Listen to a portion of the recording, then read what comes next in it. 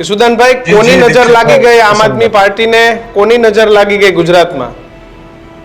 કોઈની નજર નથી લાગી. આ તો યુદ્ધ છે અને યુદ્ધમાં હંમેશા પરિસ્થિતિઓ આવતી હોય છે, બદલતી હોય છે. તમે વિચાર કરો, આમ આદમી પાર્ટી છે કોણ?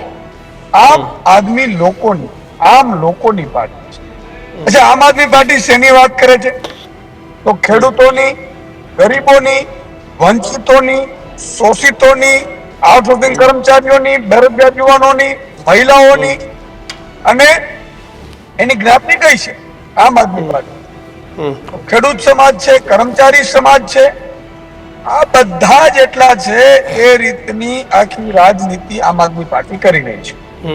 હવે જ્યારે અત્યારે આમ આદમી પાર્ટીનો ખૂબ માહોલ ઉપડ્યો છે, સૌરાષ્ટ્રમાં મેં અત્યારે યાત્રા ચાલુ કરી છે તો લોકો અત્યારે ઘરે ઘરેથી આવી રહ્યા છે, કરી રહ્યા છે. જ્યાં જમવાનું હોય ત્યાં 5-25 લોકો જોઈનિંગ કરે, આગેવાનો એકતા ખુદ પરિવર્તન કરવાના મૂડમાં.